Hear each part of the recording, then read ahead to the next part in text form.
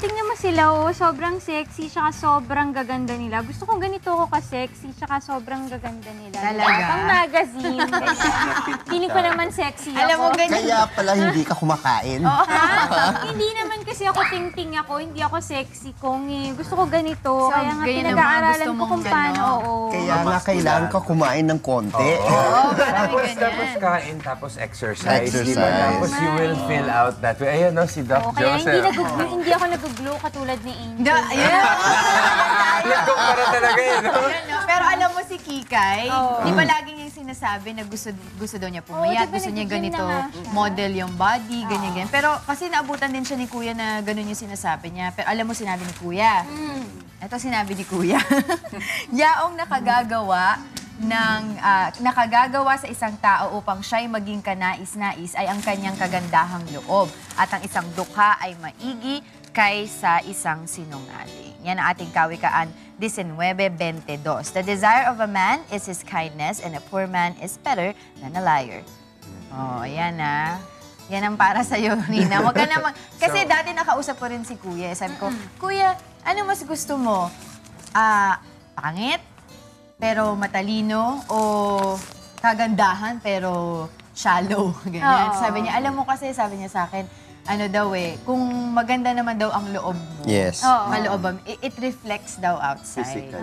So it's not, kasi nga especially ngayon, ano, di ba, yung mga kabataan, hindi lang mga kabataan, yung mga pagtingin ng mga tao, talagang more on physical aspect. Oo. Yun, kasi siguro Yun yun yung na rin unang yung nakita eh. influence ng TV, ng Technology. technology. Oo. Diba? Pero yun yung importante, tama si Kuya, it's yung inside what matters. Sabi nga nila, inner beauty will radiate at some point. Diba? Yeah. Kung talagang maganda yung loob mo, I mean, it'll come out somehow. Diba? And then Parang you'll be- may mga iba nga dyan, sobrang ganda. Pero pag wag mo na lang pagsalitain. Kasi pag nagsalita, ibang klase na, diba?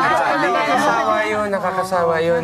Beauty can only take you so far sa totoo 10 lang. minutes, diba? sabi nila. Tapos 10 after that, minutes. naku, wala na. Kasi Baka first wala pa nga impression 10 minutes yun. Wala pa ba? Mabait pa ako sa 10 minutes, ah. Oo. Kasi sa 10 minutes, hindi ka naman pwedeng hindi magsalita.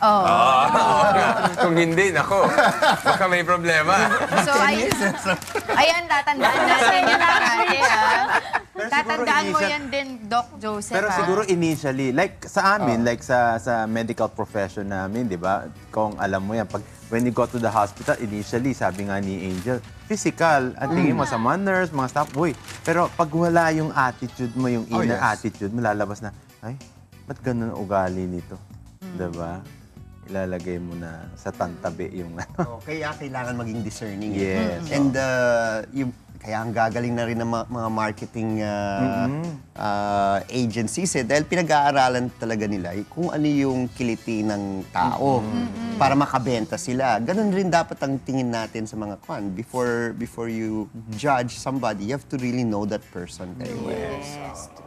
Pero malakas pa rin ang ano natin sa Sa physical. physical, kasi first impression, First always impression. last. That's true, kasi You get the good job, si Tendy. that's really kasi guys, mahirap rin di ba? Like, let's say, if you're going into a big crowd, let's say, wala kang kilala, hindi mo naman iisipin na, baka mabait siya, di ba? Sino mo yung nag-stand out?